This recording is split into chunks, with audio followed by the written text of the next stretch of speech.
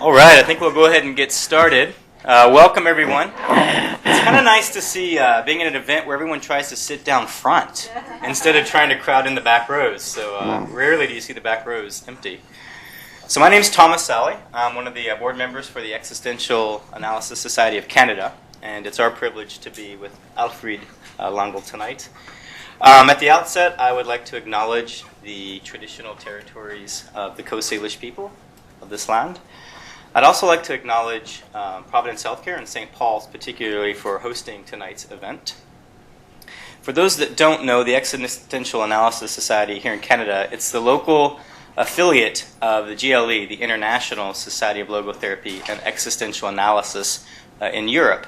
And our group here helps support and coordinate the seminars and the training, both basic and advanced, for existential analysis, of which Dr. Längle is supervising presently those cohorts in that work. If you'd like to hear more information on that, and you're not a part of our newsletter already, feel free when you leave tonight to put your name and email address down, and we'll add that. And there are seminars and workshops and trainings both for professionals and non-professionals. So we're trying to offer quite a few offerings to kind of climb into this material, of which if you haven't had a taste, you will tonight with Alfried. With that, let me just introduce our professor this evening. Dr. Längle was born in Austria in 1951 and studied medicine and psychology at universities of Innsbruck, Rome, Toulouse, and Vienna. After years of hospital work in general medicine and psychiatry, he started a private practice in psychotherapy, general medicine, and clinical psychology in Vienna. At the same time, he began his close collaboration with Viktor Frankl. He is the founder and president of the International Society for Logotherapy and Existential Analysis in Vienna. Dr. Längle is a constant lecturer at the universities of Vienna, Moscow, Santiago de Chile, and Mendoza. He is also the founder of the state-approved training school of existential analytical psychotherapy and was the vice president of the International Federation of Psychotherapy from 2002 to 2010. Dr. Längle has over 300 scholarly publications to his credit. So please join me in welcoming Dr. Längle this evening.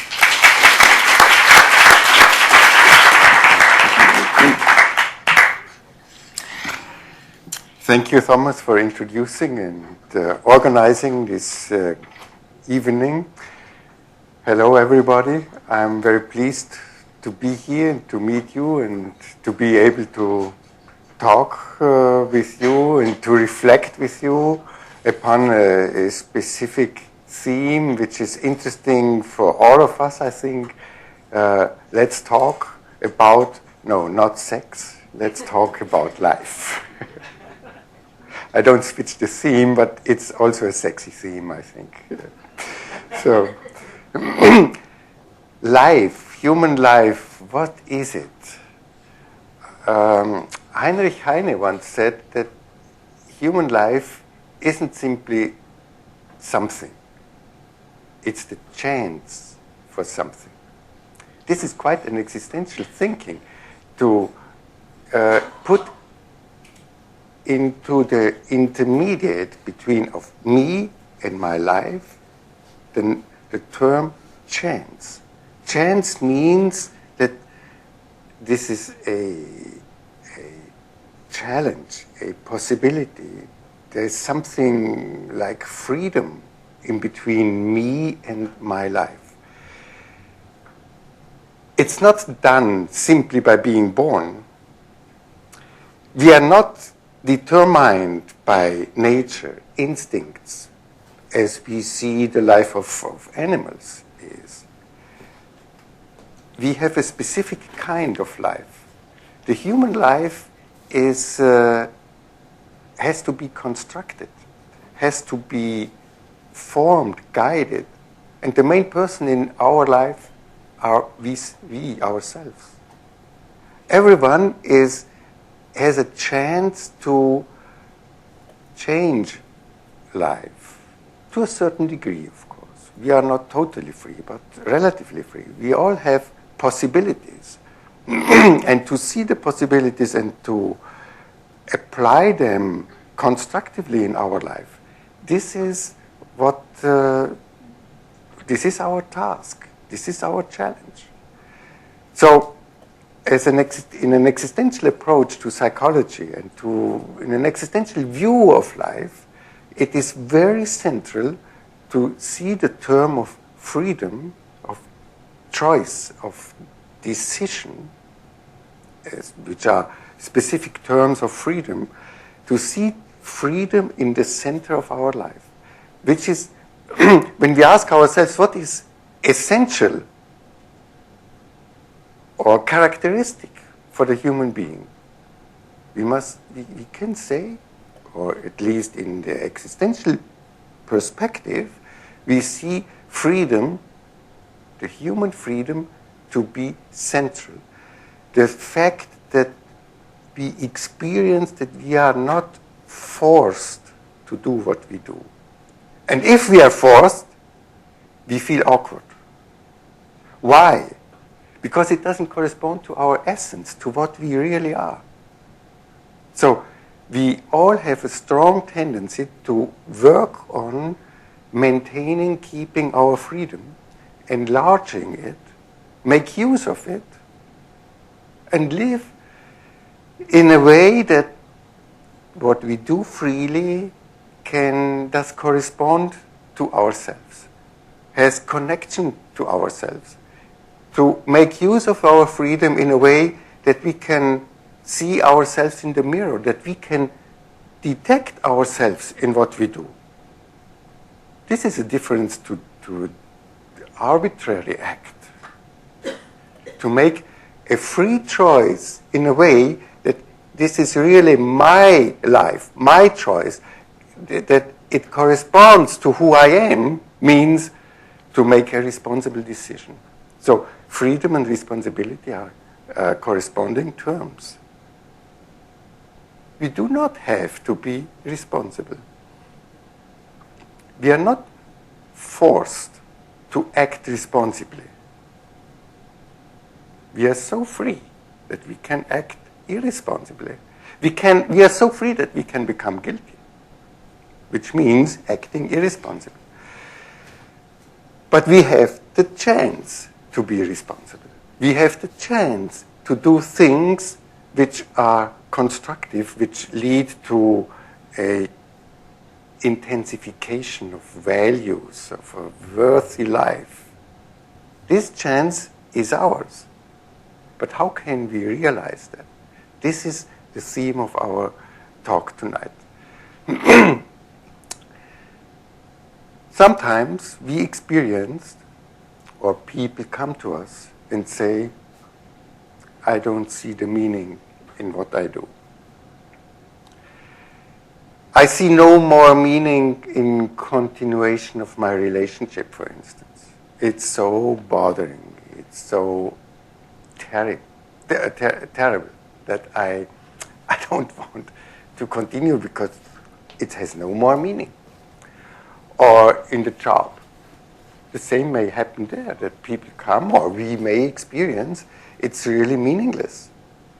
Why should I continue? Why should I do this nonsense day after day? It makes me sick. We may even experience, or people may come and say, I don't see any meaning in my life at all. It's so boring, all this struggling and this effort and this suffering and losing and so why should I continue? It has no meaning. And not finding meaning in life is really a hard issue because it is a lethal, a mortal existential experience. It leads to suicide. Suicidal people suffer from not seeing meaning in in that life in which they are. We all may have suicidal tendencies. It may happen in every life that we undergo difficult situations or that we do not see any future for the moment. We lose the hope, and we can become suicidal, and Maybe most of us already thought once in a difficult situation, how would it be if I committed suicide? Then it would be over. I wouldn't have to carry along the weight or to suffer or to be disoriented and so on. What a relief death can be. Suicidal persons know that. And death as a hope. And if there is no meaning in life which holds us back, then we are prone to even try suicide or commit it. So meaning is a really existential tie which vinculates us with existence, with our life. Meaninglessness, therefore, is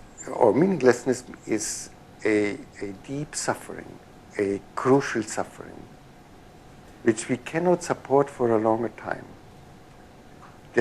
We come to reactions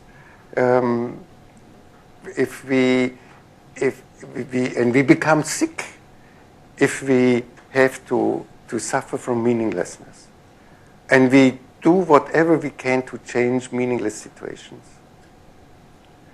So when people suffer from meaninglessness in a relationship, for instance, they are ready to go, to change the relationship, because it's unbearable to continue in a meaningless situation. But what does it mean? Let us try to understand this experience or this feeling of meaninglessness. When we have a feeling of something is meaningless, what does that say? If something is meaningless, it says, I don't see a value in what I do or what I have to undergo. It's not worthy for me. And I don't see what, at the end, that there comes out a value. So it's for nothing. The feeling of meaninglessness means I do or experience something for nothing. So if we have this feeling of meaninglessness, this can be translated in existential terms as if I continue that way, if I continue that direction, this will lead to nothing. This will lead to a dead end. I do not experience the value right now, and or I don't see the value which will come out at the end. Why should I continue this relationship, for instance, if day after day we are hassling, struggling, if there is no pleasure, no fun, no warmth in it, no real dialogue?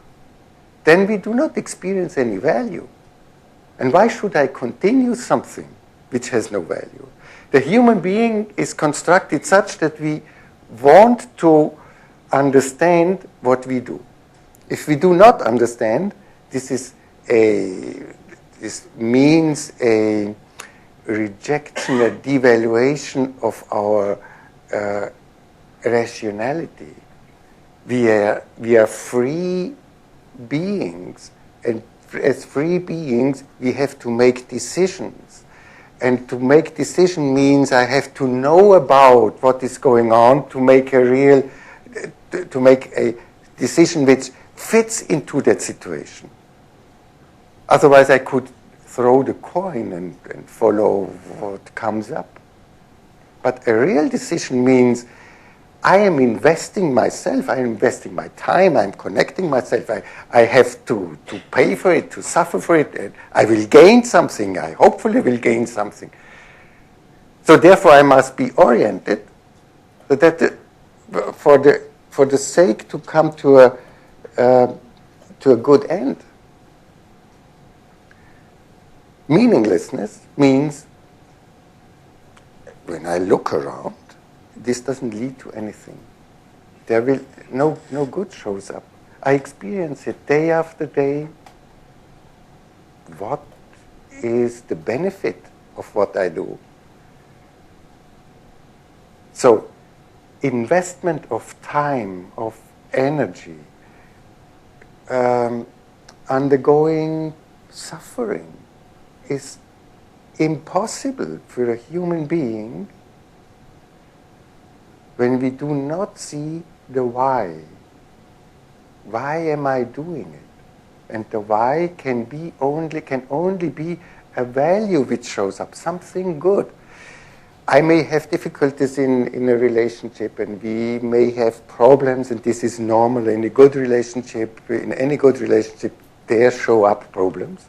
But the quality of a relationship shows up in the fact that we are able to deal with the problems and to dialogue them, to face them, to work them through, that we are capable to resolve obstacles. This is the quality of a good relationship. The quality is not that we never have a problem, but that we can resolve them. As long as I see that we can resolve a problem, as long as I see a value in the future. Meaning means, the feeling of meaning means I have the feeling, the hope, the perception that something good will show up at the end. We will work it through, we will struggle, maybe we will undergo a hard time, but at the end it will be good. And also when we have to undergo a difficult disease, we can hope that at the end there will be I will be healed. And then the value is there for which we are waiting. This gives us orientation. Meaning in itself means, in the existential understanding, means that we are directed towards meaning. It is like a sign which points towards a value in the future. So, in other words, if I continue that way in my relationship or in my job or in my life, the way I live, if I continue that way, this direction will lead me to a value. I will gain a value. I follow this track, I follow this way, and it will lead me home, it will lead me to the city I want to go, it will lead me to that quality of relationship which I want to have, which I am longing for. It will lead me to the self-development in my job. It will lead me to that amount of money which I will earn, etc., etc. Values, a value is something which is good for me, which is worthy, and so as long as I can see or feel or intend or hope for a value, as long something is meaningful. So, if I suffer from meaninglessness, this means that the direction I am going leads to nothing, leads into a desert, but not to the oasis. You understand what is meaning? Existential meaning is an orientation towards a valuable life, experience, action. A value must be felt, must be visible, must be seen, must be intended. Having no meaning means either I do not feel the value right now, there may be values, but I don't experience them, or I don't see them in the future. Nothing will turn out. Either in the present there is no value, or in the future there is no value. But this is very helpful because the term meaning, purpose and meaning, this sensing of a value, this term is quite tricky in English, in German. It's not so difficult in Latin languages like in Spanish. Meaning, the word for meaning in Spanish is senso, or in Italian, or in French, le sens. For them, it's clear, because they use that term constantly. And if you go through Buenos Aires, you see streets where it is written unique meaning, senso unico, which means one way. Meaning, senso, in the Latin languages, means literally to be directed, to have a direction. In German, Sinn, it is more difficult. It is the older understanding is lost.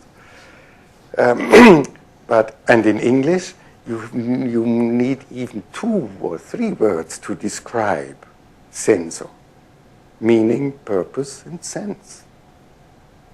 So sense is a bit closer to that experience of a value. Meaning is very abstract, and purpose is close to a function. Senso, direction. Have a direction. If I have a direction in my life, then my life is meaningful. And when my life is meaningful, I do not think about meaning anymore. I do not have to think. Because when Frank brought this example and said, when you are in a concert and listen to a beautiful music, and you enjoy it, and your neighbor is hitting your shoulder and asking, do you think right now your life is meaningful? Then you would say, you are stupid. Listen to that music. That's not a question in that music. So when we are fulfilled by a value, when we experience a good value, then the question of meaning doesn't arise. When we are in a good relationship, that's not the question of meaning, doesn't show up.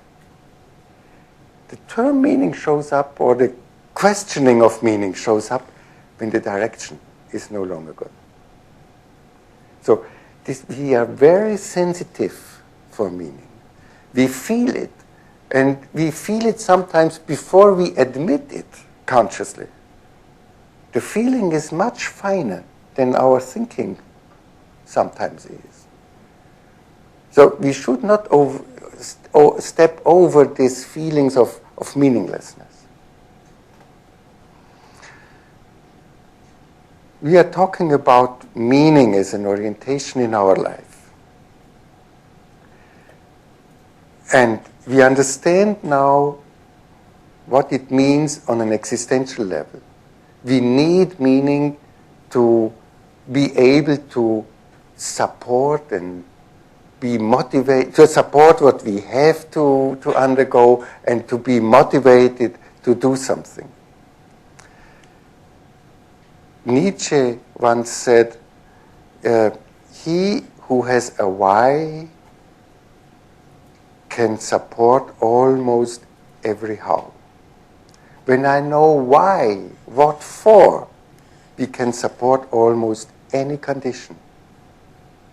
And the life of Viktor Frankl is an example of that. To undergo concentration camps is very difficult. What is the meaning? So much suffering. This is really not a good life. Suffering, hunger, dehumiliation, and pain and hopelessness. How can people survive such situations? And sometimes we have difficult life situations even outside the concentration camp, which are so full of hopelessness. How can we support it? For Frankl, it were three elements which turn out, we can take them as an example, for the main roads to find meaning. One was, he really longed for rewriting his first book on logotherapy. So what I'm reporting here about meaning is taken from Frankl's notion, experience, and investigations. But he personally experienced that this was something which lifted him up, which raised his head, helped him to find the power, the energy to stand it through. The waiting, to have the possibility to write this book again, which he has already written but was lost when he was deported into the concentration camp. A book on which he wrote 4 years. So something valuable to do, something which is important, which is impacting one's life. The second was, he was longing to meet again his wife and his mother. He was together with his father. His father died in the concentration camp. He was almost present in that, or the night before he died. He met him for the last time. But he was eager to meet his mother and his wife again. He was just married 2 years before he was deported. And so this was the relational issue, the value of other persons, the value of experiencing something good in a relationship. It need not necessarily be in a relationship, but for him it was especially this. So this made him do whatever he could to survive. And the third was, Frankl has undergone a period of nihilism just before he came into the concentration camp. And then in the time when he was in the concentration camp, he started to become religious. And so it was his connection to God which helped him to overcome that situation. This means a connection to a deeper understanding of life, a connection which says, I know what for I am undergoing this,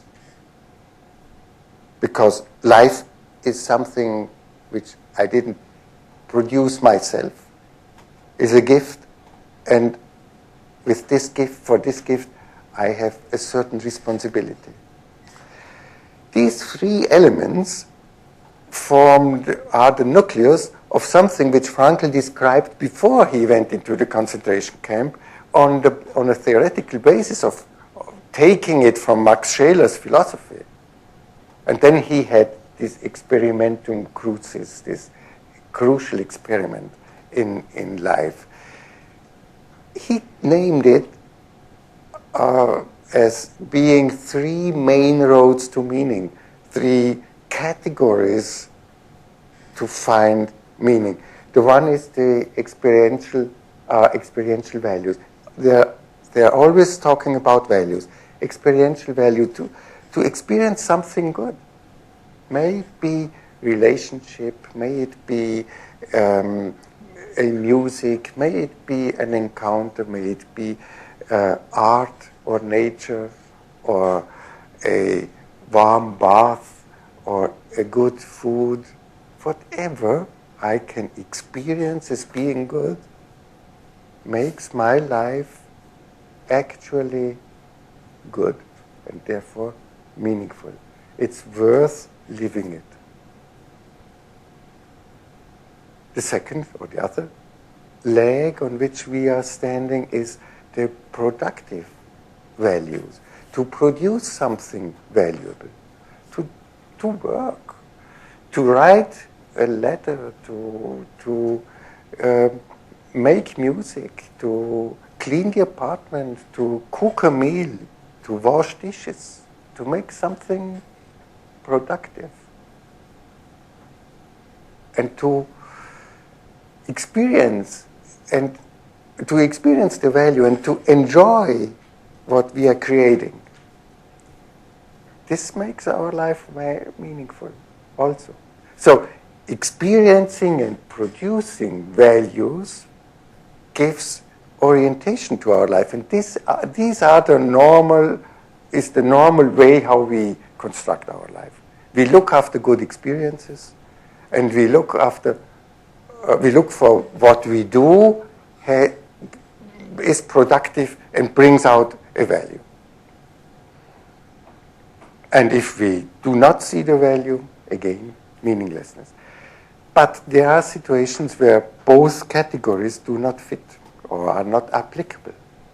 For instance, when we are too depressive, or when we are in a deep grief and have lost somebody by a death or so, we are too paralyzed, too depressed, too out of ourselves to really be able to produce something productively, or we cannot enjoy any value. And then Frankl described a category which is a category which has to be learned during life, because we are not naturally born for them. We are born for enjoying meal and chocolate and so, and these experiential values and productive values. Already as a child, we play with our wooden blocks and so, and create things. So we are born, we are installed for these first two categories of experiential values and of productive values. But to face a fate, to face something which we cannot change and which leads to a loss, which makes us suffering, to face that, we have to learn to bear such frustrations, such losses. And we can learn it more or less. This is something children already have to learn with the 2 or 3 years, that they cannot get everything they want, and to learn to suffer. And it is a great challenge to the human being to deal with pain and suffering and losses. Why? Because by definition, this is a deconstruction of values. This is a loss of values. And what is a loss of value has no meaning. So how to continue when we do not see meaning, when we do not experience value? It is almost impossible. And it is important to admit that a loss of a value, to become sick, for instance, or to have an accident or so, has no meaning in itself, because it has no value. The possible meaning is in the way how I deal with it, to see it as a challenge. This makes us resilient. When we see things that happen to us as a challenge, as a stimulus to do something extra, to do something more, to make something out of it. We can, of course, we sometimes are paralyzed, but sooner or later, after the shock, we are still regaining our power, and the question is, what can I do that the negative is not escalating? That out of that what happened, that having a cancer, for instance, is not the end of my life. There is life with cancer, if I can admit it, if I can accept it, if I get ready. Of course, this is a great grief to lose and to let be all this what is gone now when when I come into such a situation. And it is good if we have people who accompany us when we have great losses, because alone it's sometimes too hard. Life can be too difficult if we have to undergo it by ourselves, alone. We are social beings. Even Frankl, who dedicated his life to the concept of meaning, even he had at least 2 situations in the concentration camp and after the concentration camp, a situation where he possibly would not have overcome the situation if he hadn't had somebody who accompanied him. Somebody who said to him in the concentration camp, take this soup, it was a bit salty, warm water with 1 pea pie in it, take this soup and eat. And they forced him to eat. Otherwise he would possibly have died. So this is not to be ashamed that we need others when we have to suffer from difficult life situations. But we can take them as a question, as a challenge, which I'm, and that what happens to us in an adversive which happens to us means that we are asked. And this is a background of understanding of meaning. So the third category, I come to this background in a minute. The third category means to deal with situations, unchangeable situations, where I cannot do any more. As long as I can treat the cancer, I should treat it. And this is meaningful. But when I cannot do it, or when somebody is dead, what can I do then? I can still do something. A little bit of freedom is left in the way I deal with it. When I cannot change the outer world, I still can change myself. And I can make decisions about my behavior. And this means maintain the human dignity, to live our essence of being free. And to find out the least possibilities we have where we can realize our freedom. This is so important. I remember a situation Frankl describes in his book on the concentration camp. In English, it's under the name Man's Search for Meaning, where he said they tried to destroy us, to humiliate us in the concentration camp. But what helped us was this little freedom which remained to us. But what was this little freedom? This little freedom was that when they have been called on the place before the barracks, when they have been called in the morning to advert the neighbor, the body, and say, do you see this red of the rising sun? Or to say, good morning. This was something human, something which could not be taken away. It was so little, but it let them feel that they are still persons and not numbers. not figures. And we have, in my experience, in my decades of experience in psychotherapy, I can say that many problems arise out of this, that people do not accept the little chance, possibility, value they have, because they want more. And it is so important that we can be humble and take the few we have. And if we do not have more, to live that few means we maintain our dignity, we live our essence, we keep upright. So this is the third category.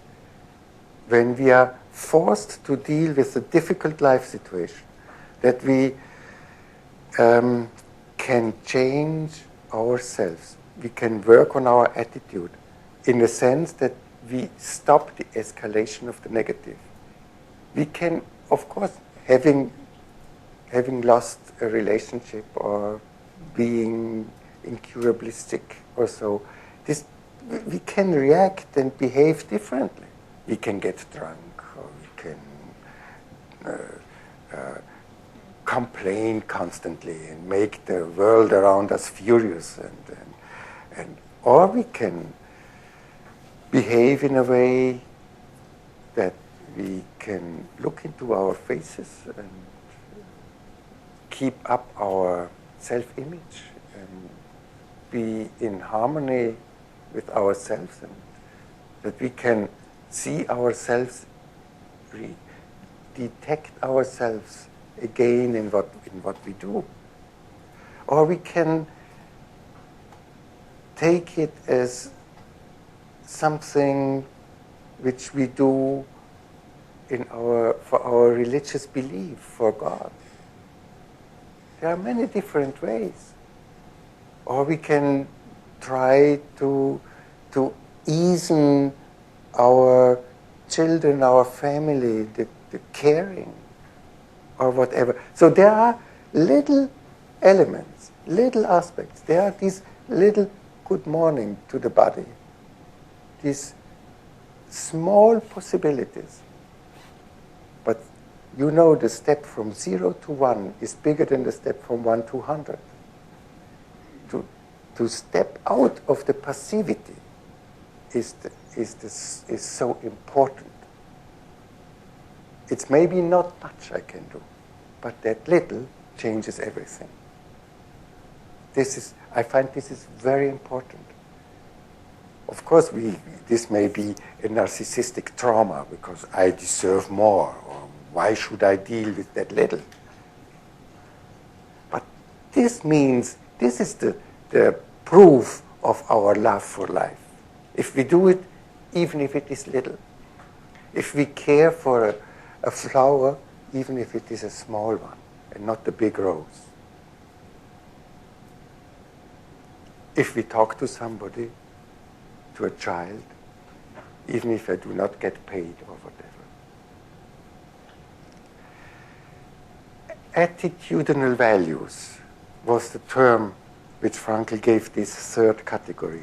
The value is in the attitude, and the attitude, I am changing myself when I cannot change the world, the situation, because there is death, because there is incurable disease or whatever.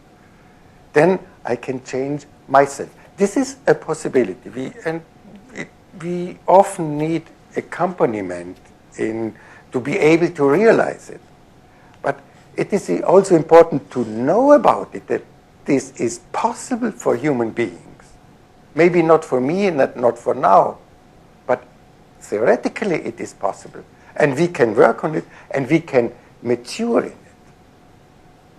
And then the more experienced we are in dealing with suffering, with pain, with losses, the more laid back we can deal with the life situations, with these losses. It's not a need to do it, it's a chance. It's a possibility. And it is therefore a human form to realize one's existence, because it is a chance. And I can decide for it, and I can decide for it responsibly.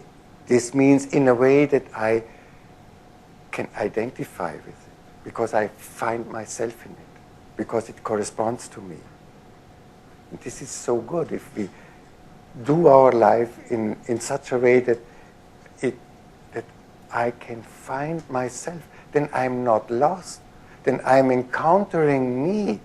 This is a great meaning of existence, that we can be in the world and are not lost, are not alone.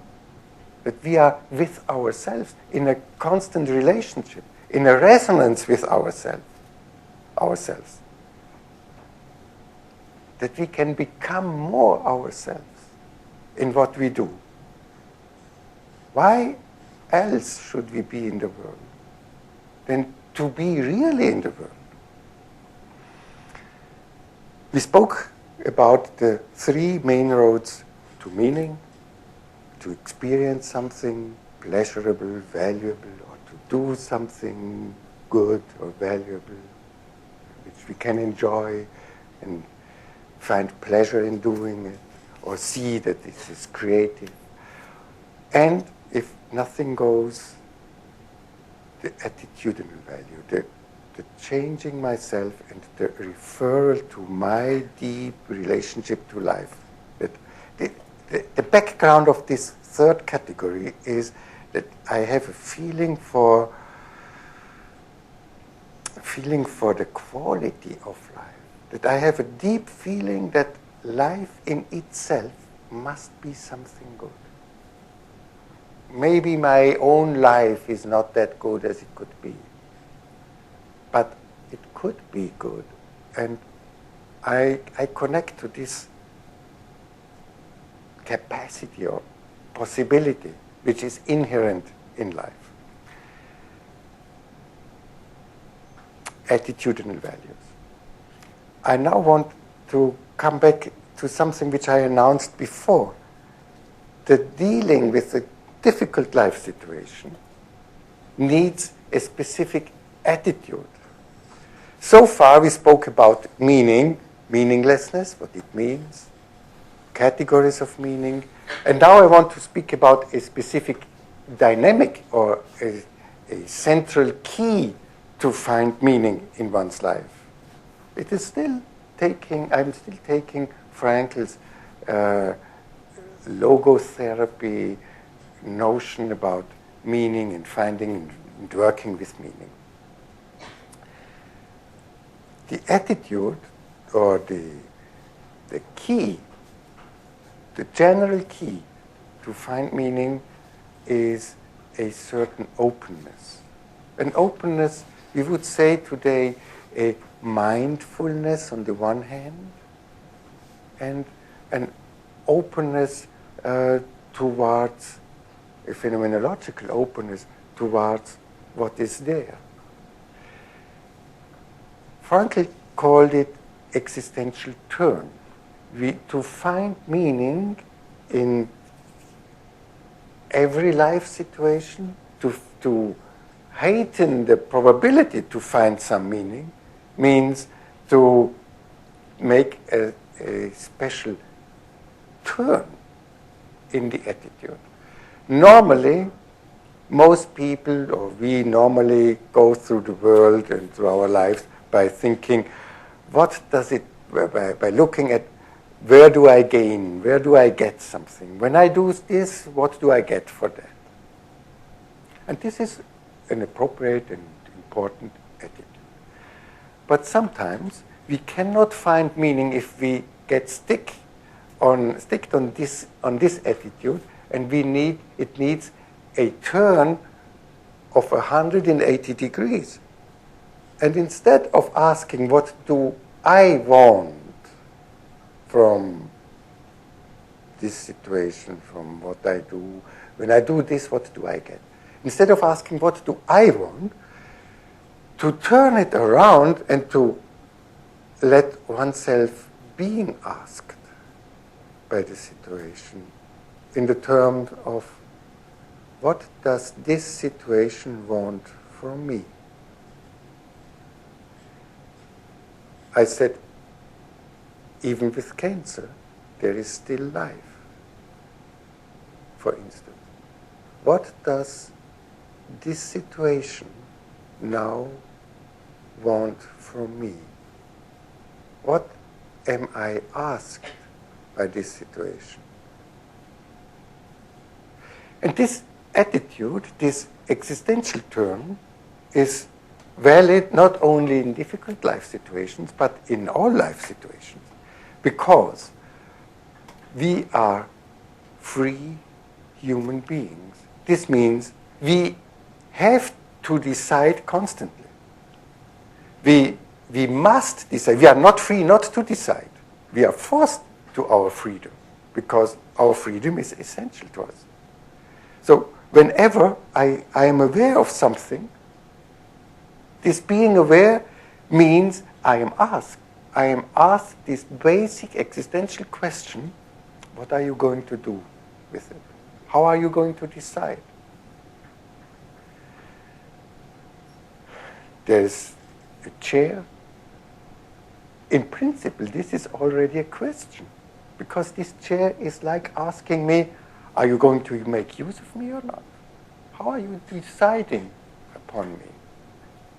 So, as free human beings, we are always in this area of being questioned, being asked, of these possibilities which are around us, of which we can make use, and on which we have to decide. Therefore, we are constantly asked, and this is a very beautiful aspect of life, or view on our existence, because to be asked makes us important in our life. To be asked in a relationship means the other gives me an importance. When I'm no more asking the relationship about what are you planning for the weekend.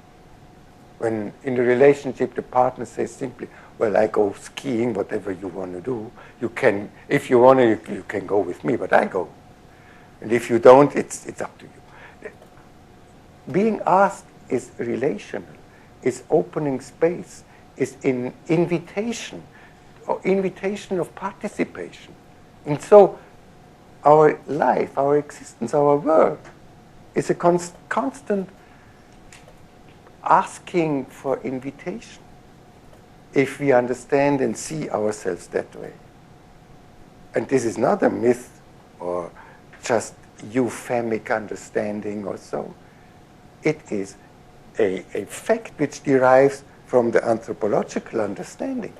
Being aware that we are free in our essence, this means that we are constantly free, that we have constantly make decisions, that these making decisions is combined with an asking, what are you going to do?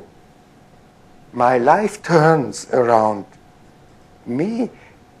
Existentially seen, I am the center of the world.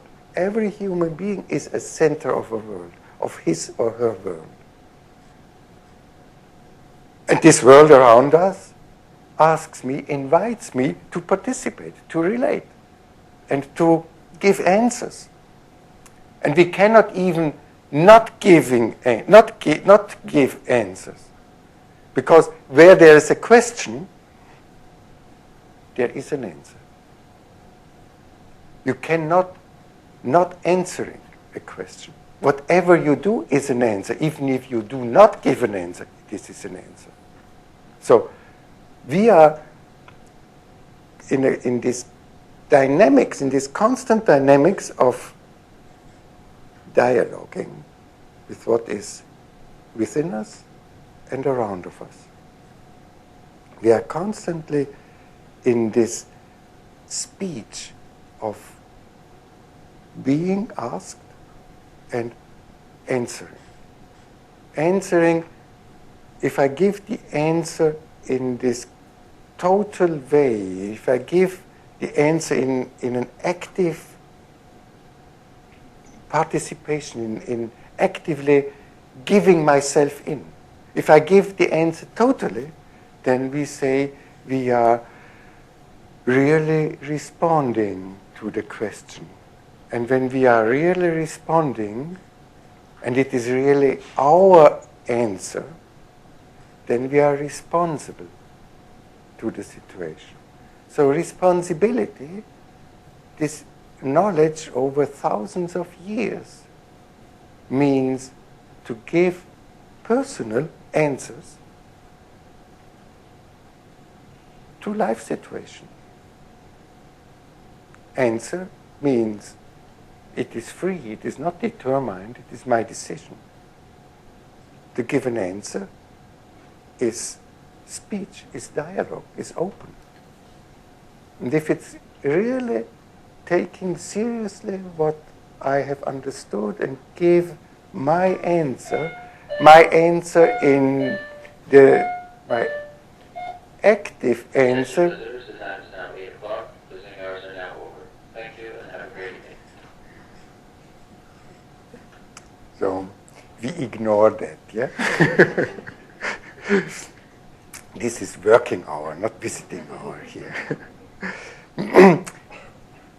And if I give my answer actively in a deed or in an action, then I give my response to life, and I'm responsible.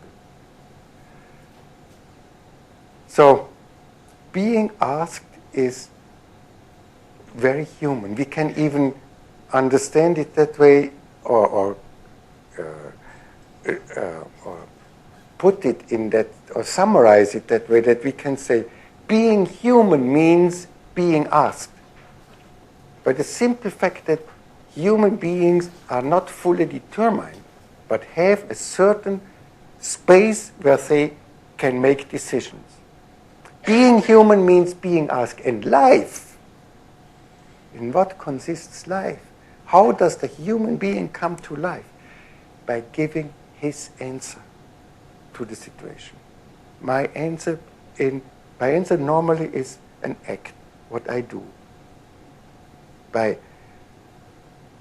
entering into this dialogue, this taking up this openness to what the situation asks me, to what life asks me, and giving my best possible answer, then I come to life. Then we can experience that this is a living, this is has a taste, this is a fulfilling way of being there and being present.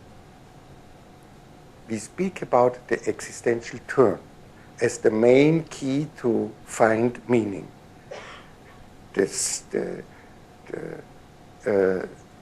central attitude. This existential turn in itself is mindfulness and openness. Openness, setting aside my goals, my ideas, my wishes, my plans. These are important for the daily life. But when we do not find enough meaning, then it is helpful to set them aside for a certain period of time and to look around and say, well, instead of constantly asking me, the world, what is valuable for me, what it can bring me and give me, I can now enter the other go into the other position and let me ask by the situation. And the situation may ask me, yeah, what life wants from me. And this is especially valuable when we have problems, difficulties, when something doesn't go the way we like to have it. Then to lay back for a minute and look at the situation and say, well, What does it want from me? What is the chance, the challenge, which can be connected, or which is possibly connected with that situation? How can I contribute to improve the situation? What does depend on me? And this is so healthy. This is the reason why people are resilient. The central reason of resilience is to take situations as a chance, to see that meaning in the situation, that they want something from me. It takes me out of being a victim, or solely a victim. It takes me out from the paralysis. It is activating me on a modest level, maybe. But it makes me co-constructive in my own life, in the situation. And it gives me back my human dignity, the capacity to be present and to apply my freedom. Existential turn means coming out from simply being exposed to a situation into an active participation, a turn of 180 degrees of this normal attitude in which we go through the world, and let us ask by the situation. I now want to speak a bit, about 10 minutes more, about another central issue which leads to meaning in life and to lead to, which brings fulfillment into life. We said before that it is central for the human being to live one's freedom, hopefully in a responsible way. This being free can be found in ourselves psychologically, experientially, in an inner resonance. This being free is very abstract, it's very philosophical, but if we look at this concept through a psychological perspective, we find a specific experience in which we realize this essence of the human being. If that what we do is really decided, is really wanted, is really corresponding to me, then I experience something which we call having an inner consent. Having an inner consent means I agree. Sitting here, you may apply it immediately. Do I have an inner consent to sit here? So, do I really want to be here? Or in other words, do I experience an inner yes to be there right now? Did I ask myself this?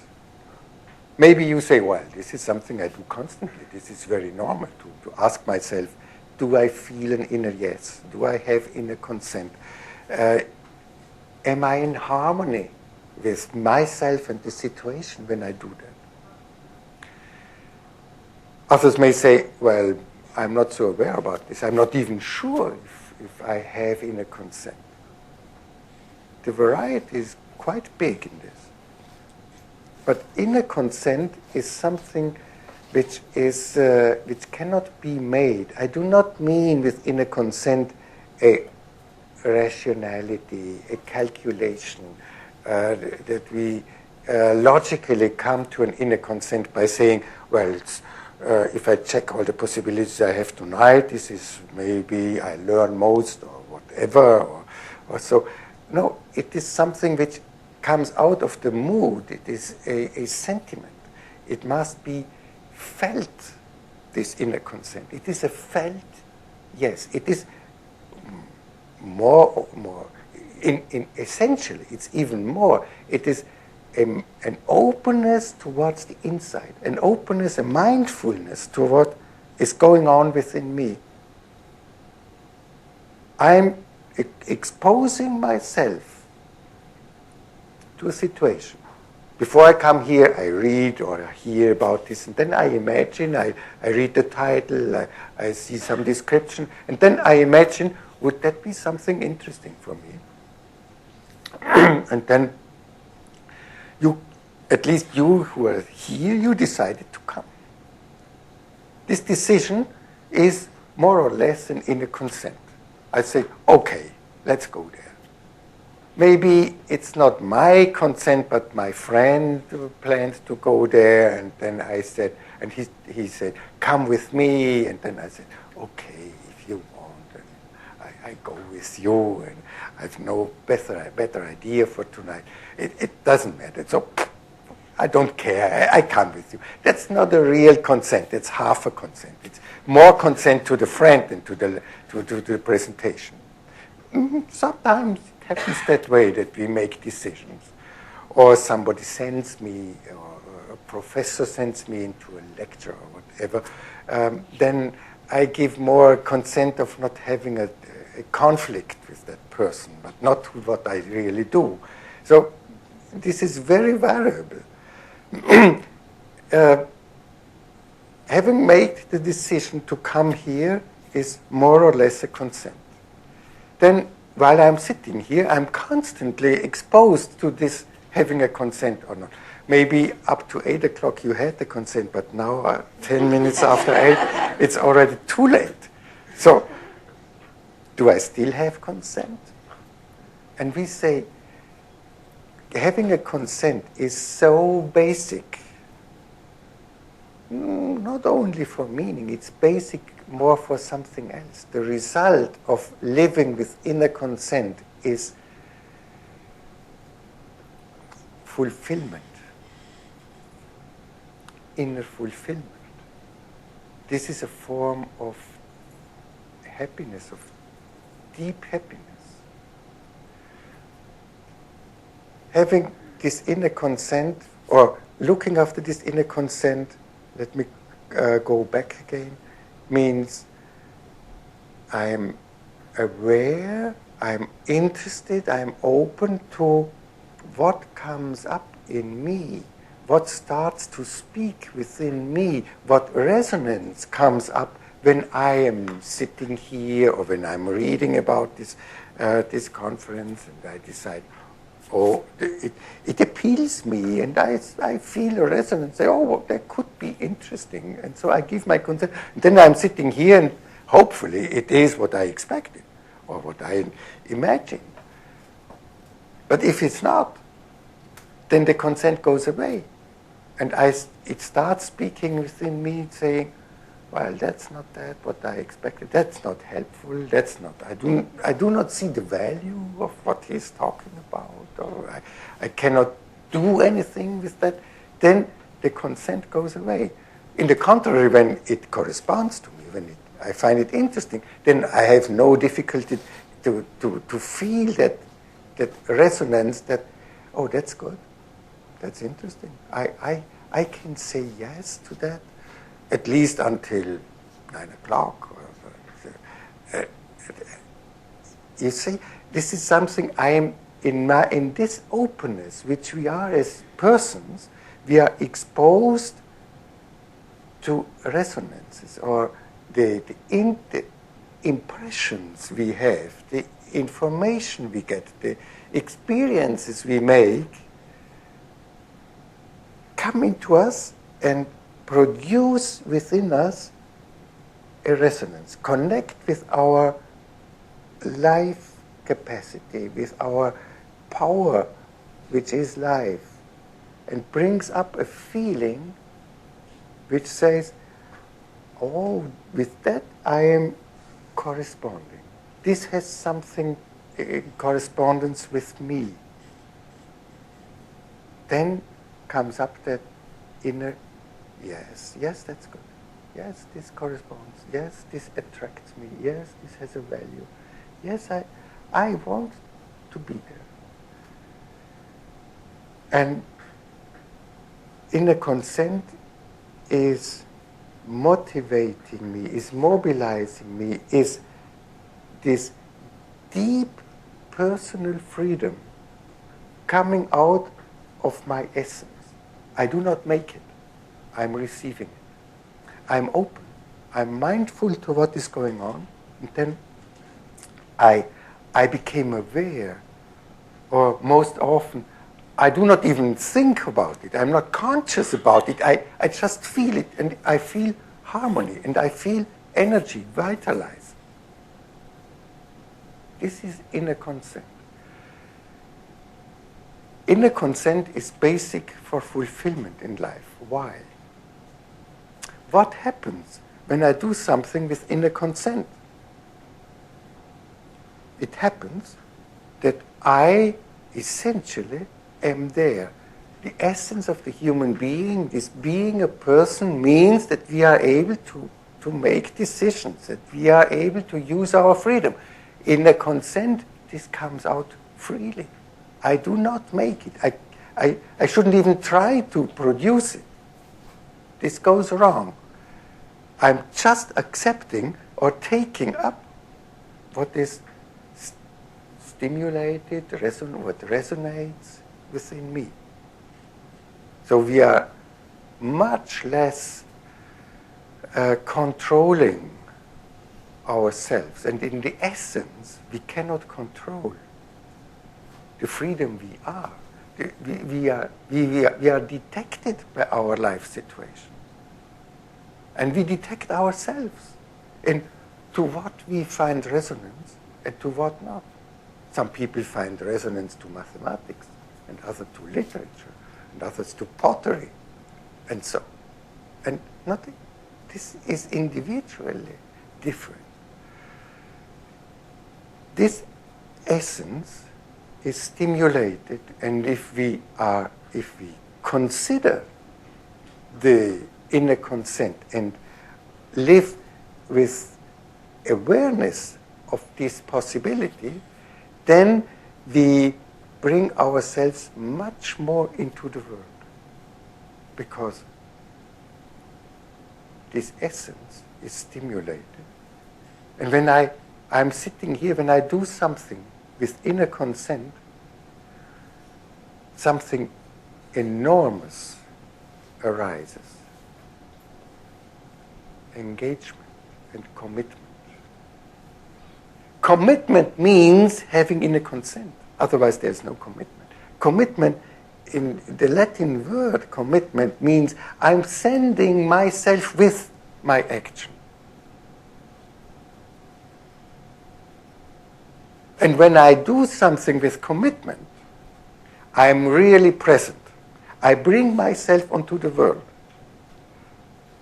I'm repeating my birth in every situation where I'm committed. This is in line of being born, put into that world. Commitment brings up real presence in a talk, in a work, in listening music, in playing music, in reading, in writing, in jogging. I can do everything committedly. Being personally present. And when I do something committedly, I gain the most, because I'm there, because I'm present. And when I'm present and I do something valuable, committedly, then I am in full touch with the value. And when I'm in full touch with the value, this is fulfilling me. This gives me the most. And when it gives me the most, then it is filling me up. It is fulfilling me. This is the great gain. The gain of living with inner consent is to be able to do things with commitment. And the personal gain is to come to a fulfillment in life. So whenever people suffer from having from emptiness in their life, we can say, generally speaking, they do not live committedly. They do not live with enough inner consent.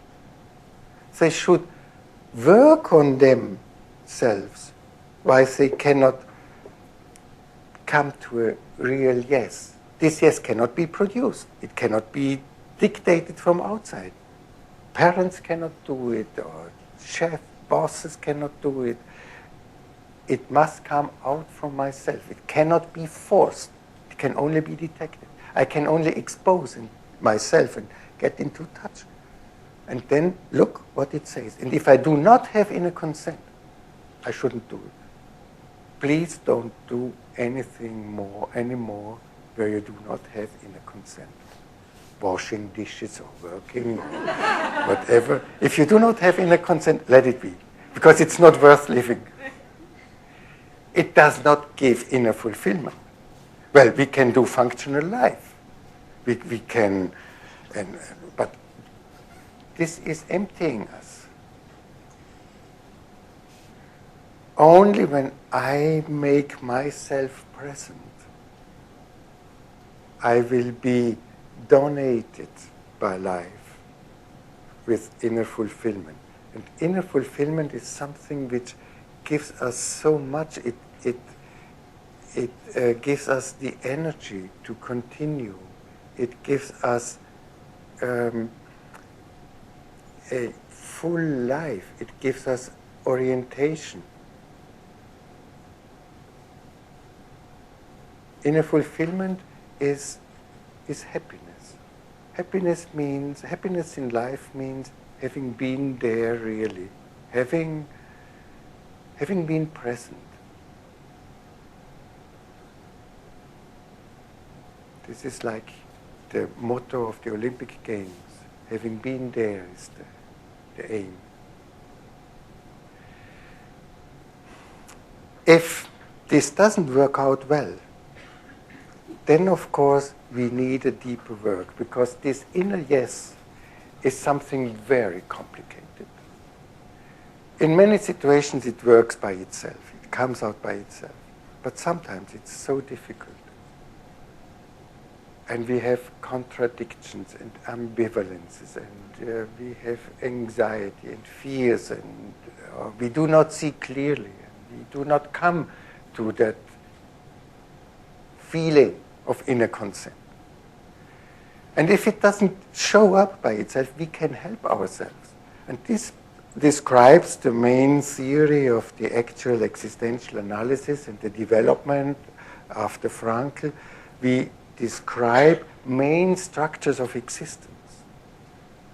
There are 4 structures of existence which have to be considered, because they are all included in this inner yes. There is a first structure is the relationship to the world. I have to deal with reality. My life can happen only in this reality.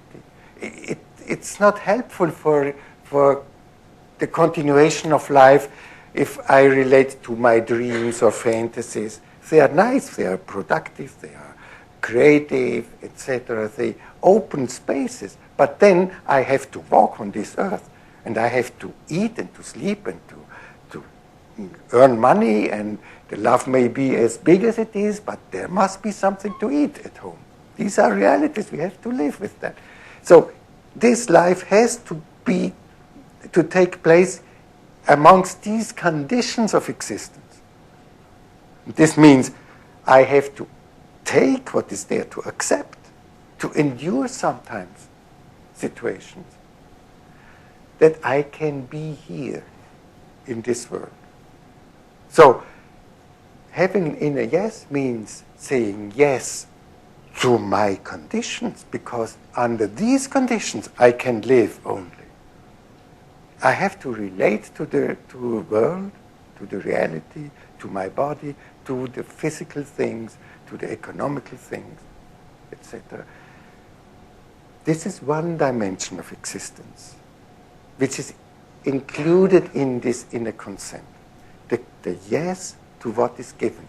This means sometimes a lot of work to be able to accept what is there, what happened to me, and not to reject, not to live against reality. This is so effort-taking if we try to live against reality. And we are the loser, because reality is stronger than we are, of course. Another dimension of the human existence is the fact that we are living, that we are born and grow and become old and will die. The fact that we feel our life, that we experience it. We are not stones. We are from flesh and blood. So this experiencing life, we have to deal with that. So inner consent means also saying a yes to this joy and suffering, to pleasure and pain, to that what makes life, that what we experience constantly. There may be anxiety which inhibit us to say yes to life. So you see, there's another aspect which has to be combined in this quadruple yes, in this multifaceted yes in which we are. The third dimension of existence is the fact that I'm me. For the whole life, I am me. I'm never somebody else. I have to live with me. I cannot get separated from me. I cannot get divorced from me. This is difficult, yeah? Because divorce is sometimes a good escape. But with me, there is no escape except suicide. Of course, suicide is always a help. Yeah? I wouldn't suggest, but just in case you didn't know, I am constantly, and it's sometimes hard to be oneself and to live with oneself and and we can become guilty and we can become ashamed and we can have low self-esteem and not trust in ourselves and be hurt personally and ridiculed. And who is me? Even that is a difficult question. Can I be authentic? All these big questions about personhood, personality. Saying yes, having inner consent means I'm in harmony with me. I have access to myself. I know who I am, or I feel at least who I am, what corresponds to me. You see how complex it is, this inner consent. And the fourth dimension is the dimension of meaning, of development, of future, of greater contexts. We spoke about this. This corresponds to the logotherapy which Frankl described. So these are the four dimensions of human existence. The relation to the world in which we are born, the relation to the life we are part of, the relation to ourselves as a person and to the other as a person, to that authentic being, and the relation to the greater context and future, to the development which is inherent in meaning. So if there are difficulties in coming to an inner consent, then we have to have a closer look on these preconditions of fulfillment of life, preconditions of consent. You have in this yellow sheet, yellow pamphlet, you have a short summary of these 4 dimensions if you want to have a closer look. And you also find in the internet, in the home pages, articles on this if you want to read more on it. And for those who want, I have brought 3, 4 books which you can buy here for $20. Yeah, this is what I wanted to talk about, and I wish and hope that we can continue and apply this and be maybe a bit more aware if I do have inner consent or not to what I do. If I do not have inner consent, that we take it seriously and try to change the situation, or stop doing it as soon as possible. The more we do with a weak inner consent or no inner consent, the more prone we are for depressions, for burnouts, for anxieties, for addiction, etc. The whole psychopathology can come out of this. The more we do with inner consent, the more fulfillment we will experience, and the healthier our psyche will be. And I hope and wish that this evening contributed to that in our future. Thank you for listening.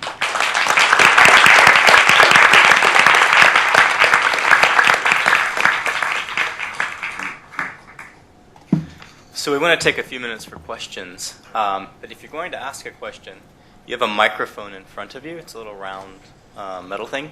If you tap the bottom of it and it goes solid red, that means you can ask your question so we can all hear it. And then when you're through with your question, tap it again. If it's blinking, it means you're in the queue to ask a question. Okay? All right. So who wants to ask the first question?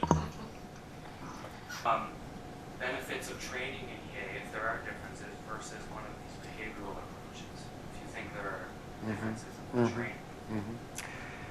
The main difference between the ACT, Stephen Hayes' ACT, Acceptance and Commitment Therapy, and EA, Existential Analysis, I see in the concept. EA is an existential concept, a personalistic concept, and ACT is a behavioral concept. So behavioralism is based on learning, and existential psychology is based on, coming from a philosophical background, is based on an understanding, anthropological understanding of the person.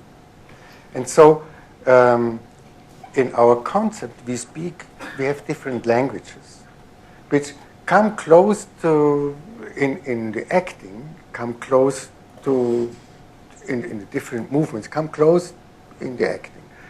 But we see it maybe even a bit more under the aspect of freedom than in the behavioral therapy, which is more technical, methodological, even in ACT, than in our application of this knowledge. Our application of this knowledge is very dialogical and phenomenological. This means really open and listening to what the client, the patient say, and trying to understand first. We do not apply any method. Only at a certain degree or later on we come to methods. I would see that the main difference. And maybe, this concept of living with inner consent and all around this is not so developed in ACT, whereas in ACT they have developed more technical tools than we did. So this can go together quite well, I think. And I see in ACT a real movement in CBT towards existentialist thinking or perspectives. Is this an answer to? In terms In terms of training, our training is central on developing their own personality. Because we know from almost all investigation about the effectiveness of psychotherapy that the main tool is the personality of the psychotherapist and not the methods. The impact of the personality of the psychotherapist is 2 to 3 times as higher than the impact of the methodology. Therefore, our training is based on self-experience, on developing the own access to oneself and to understand better and feel better and dialoguing better, and not so much in developing the application of tools or methods or techniques. And this I see, I know Stephen Hayes goes in that way very much, so we are coming really close in that. But there are certainly some differences left. I do not know how elementary they are, finally, but some slight differences, I would say. Thank you. Yeah. Before I ask the question, I just want to be sure I understand what the question is. You said life is self-intrinsically good. Life is? Life is intrinsically good. I didn't say that. That would be, life can be very terrible too. Life, what I said was that I can personally feel that it is good, that it is good to live. But there may be people who do not feel that. There are people who do not feel that. So it would become an ideology if we would say life is intrinsically good. My relation to life can be in a way that I can experience a quality in life. And life can have a quality which I can experience. I'm relating to this. It is a slight difference, which is in practice maybe not so big, but in theory it makes the difference between a psychology and an ideology. If the quality of life is good, you talk about the meaning of life. So is the meaning of life discovered or created? Both? Is the meaning of life discomfort? Discovered Discovered or created? That's a very intriguing question you bring up again. Good question. These are totally different philosophies. In logotherapy, in the existential analysis, we have a concept of meaning of life or the meaning of a situation is given and has to be detected and is not created by myself.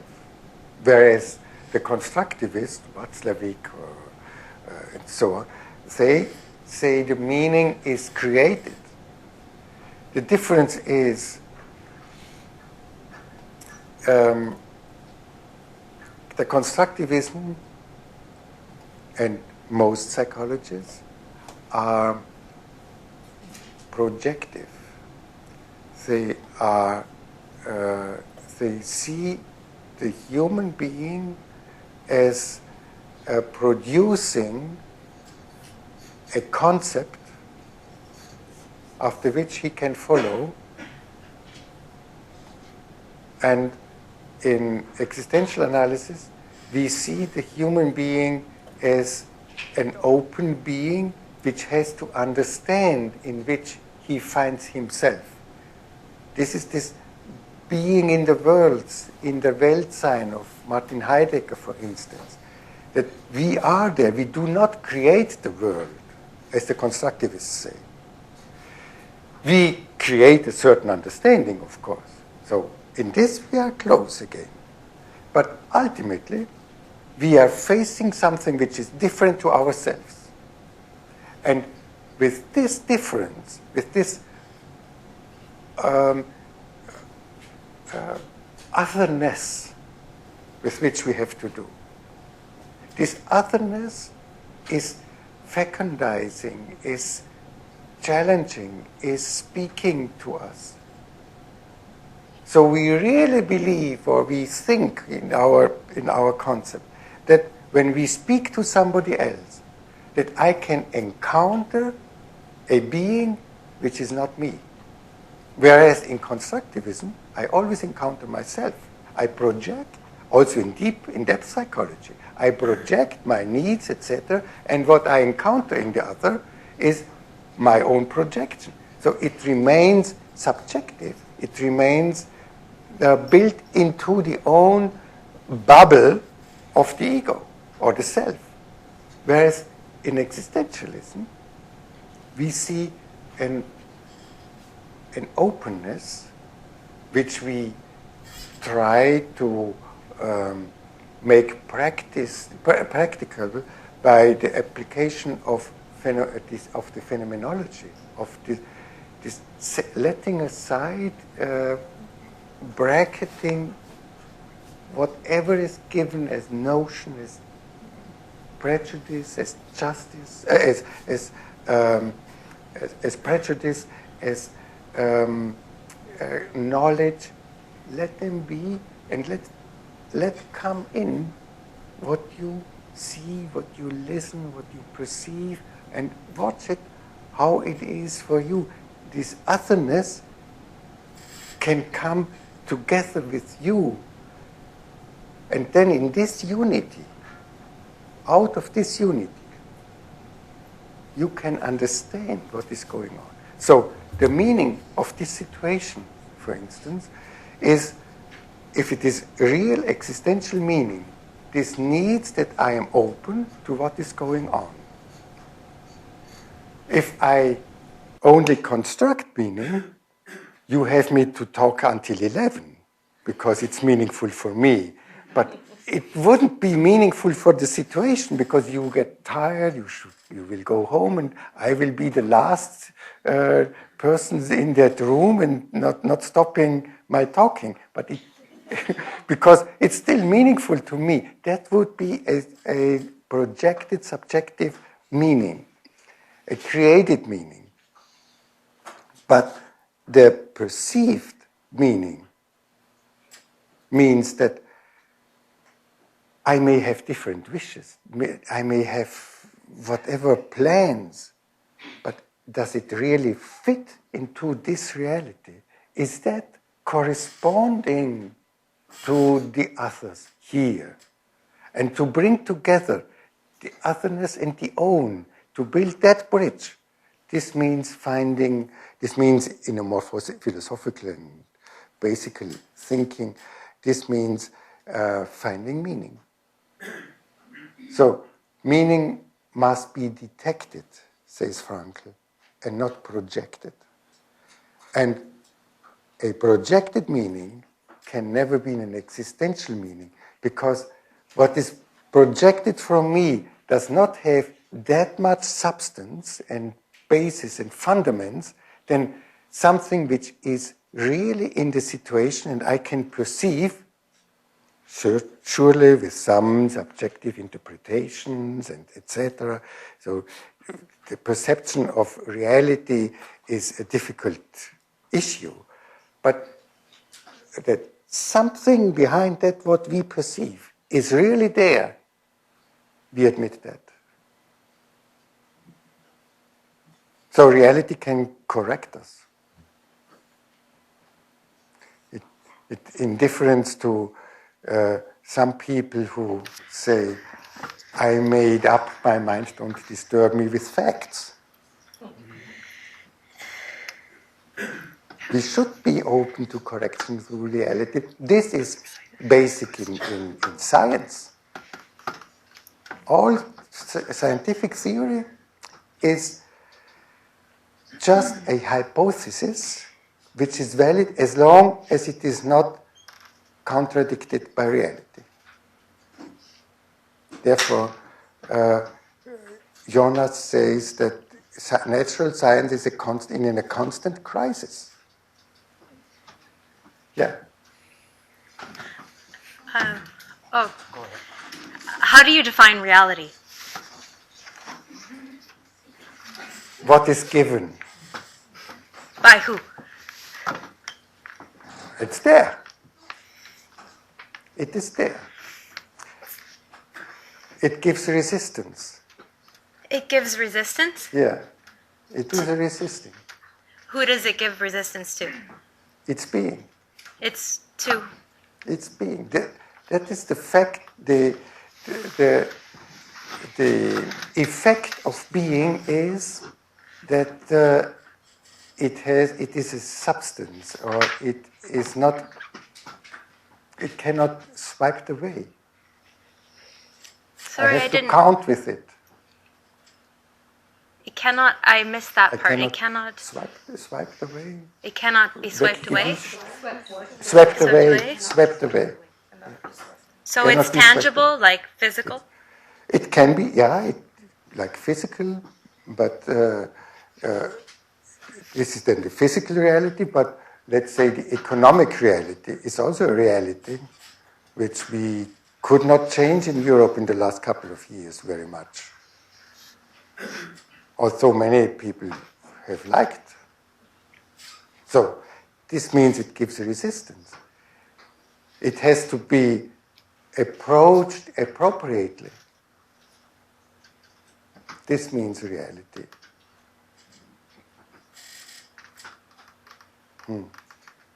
Yeah?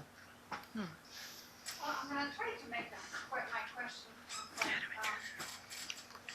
I've been thinking a lot. I read when I was younger, Rilke, Letters to a Young Poet. Well, I was thinking a lot about living with the questions, even though I don't have the answers, things like that. And then when I moved on to Frankl, Man's Search for Meaning, these became like my two bedside books that I would keep reread. It helped me. And I'm reading now Erich Fromm, and again, it's really connects with me.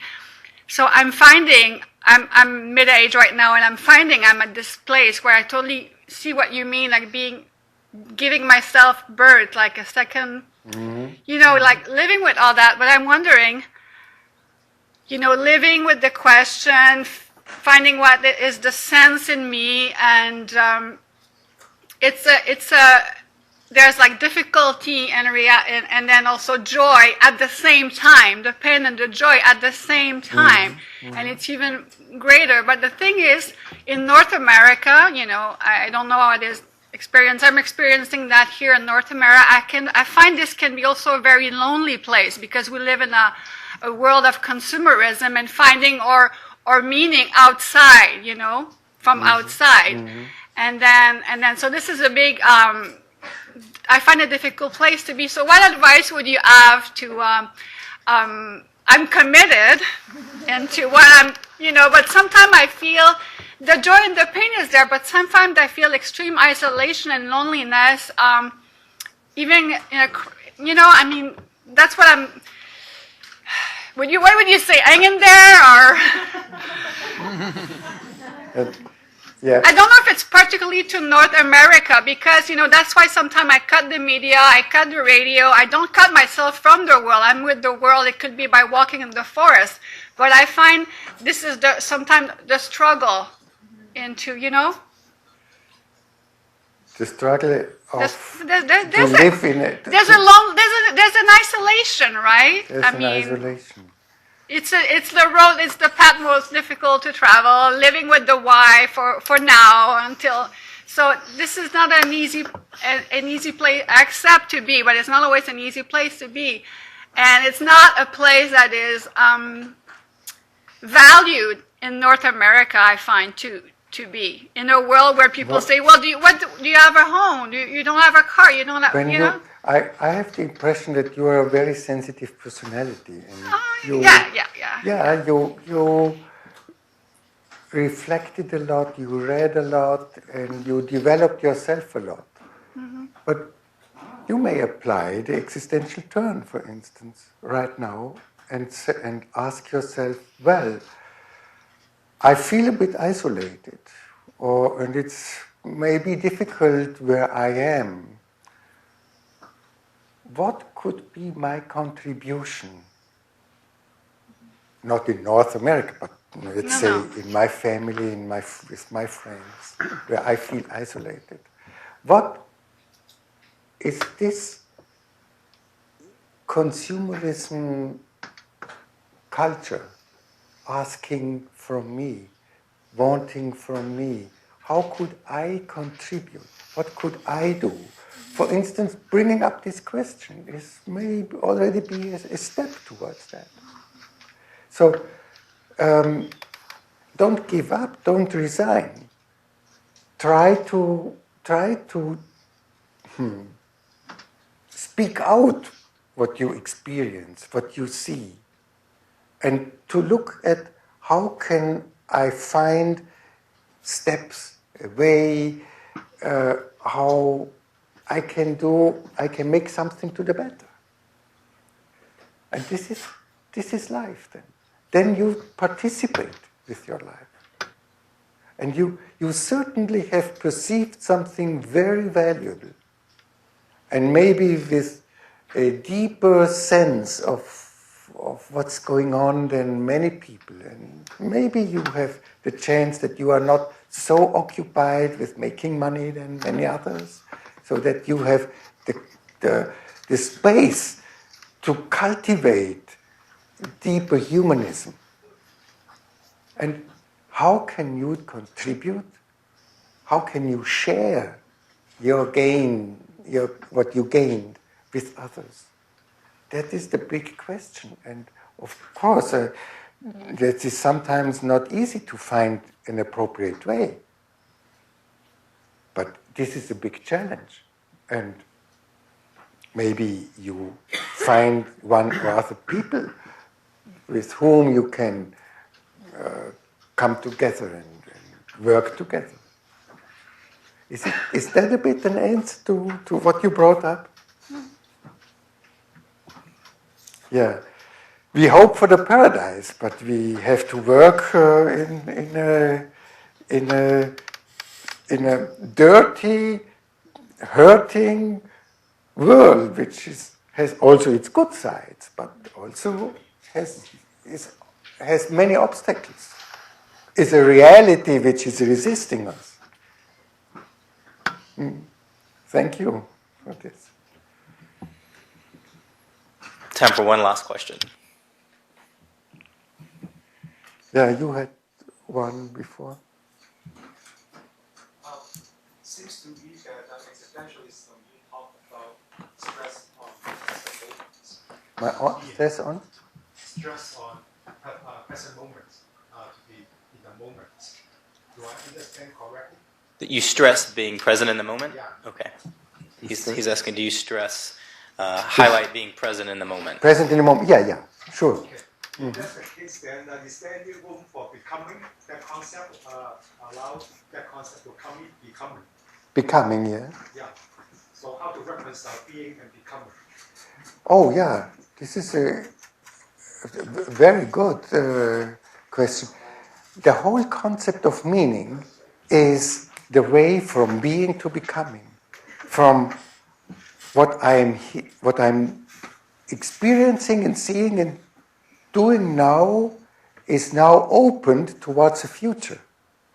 And I participate, I contribute that what is becomes something else, becomes something better, becomes something more. That my knowledge on philosophy while I'm reading a book becomes more. So objects are becoming and changing. Relationships are becoming and changing. And through this, I am becoming. The essence of being is in becoming. Our essence is not that what we are. Our essence is that we have a potential to become who we really are, who we are ultimately are, to become more who we are.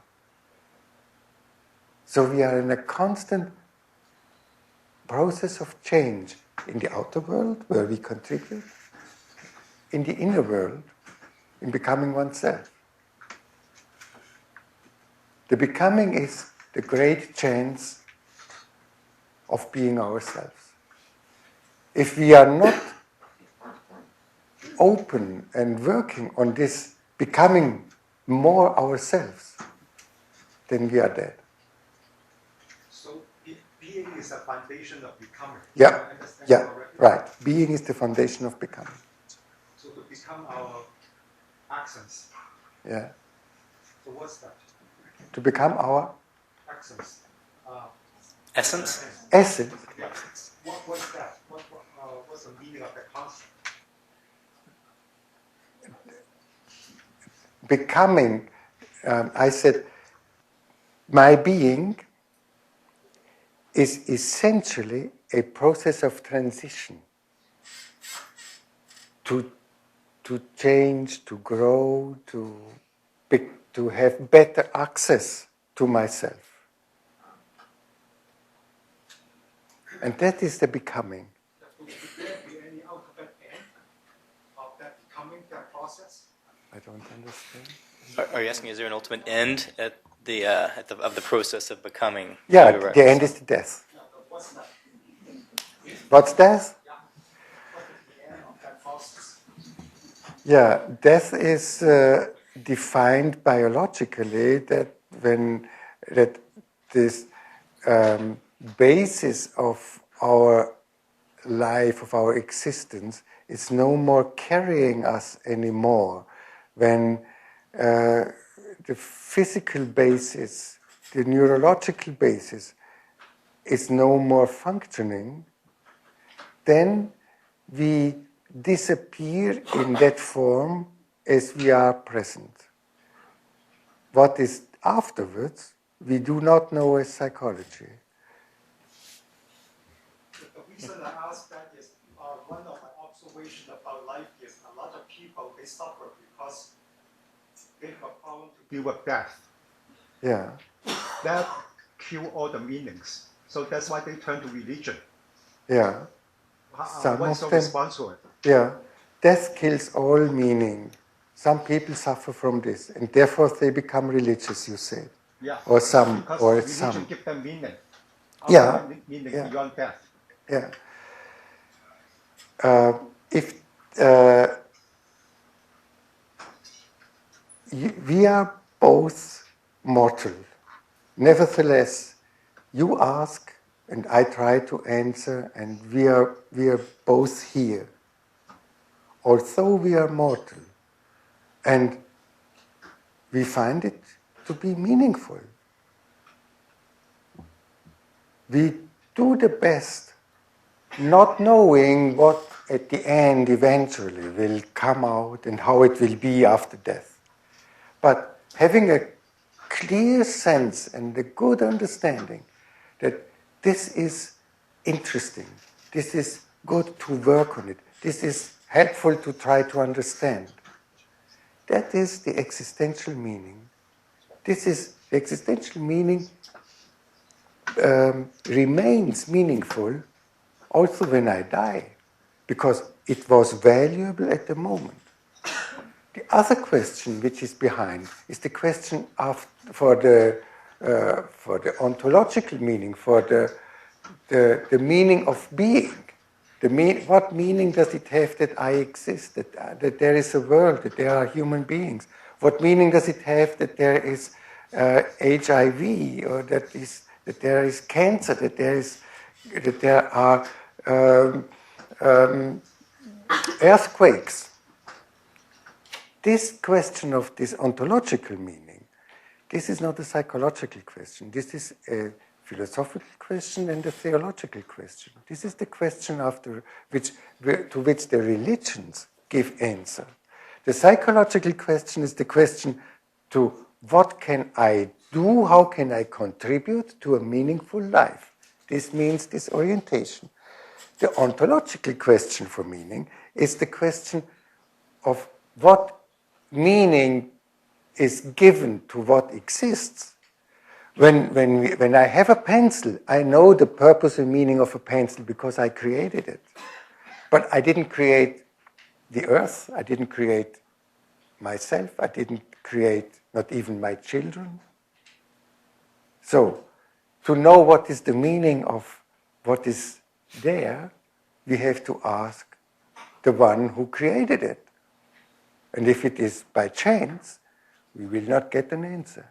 And if it is by God, religions try to give us answers. And philosophical thoughts may help us to understand more.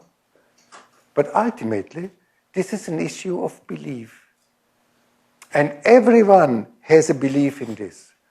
A religious belief, a Christian belief, a Buddhist belief, an atheistic belief, this is also belief. Nobody knows. So, we are like living on an island surrounded by the immensity of an ocean, which is much bigger and which we cannot encompass or embrace.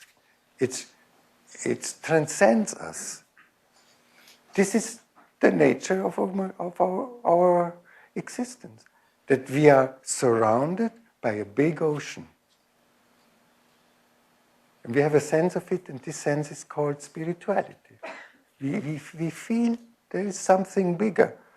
May it be a cosmic feeling, or may it be a religious belief, or whatever, but there is something bigger, and we are not the biggest in the universe. We are happy if we can manage with that little that we are.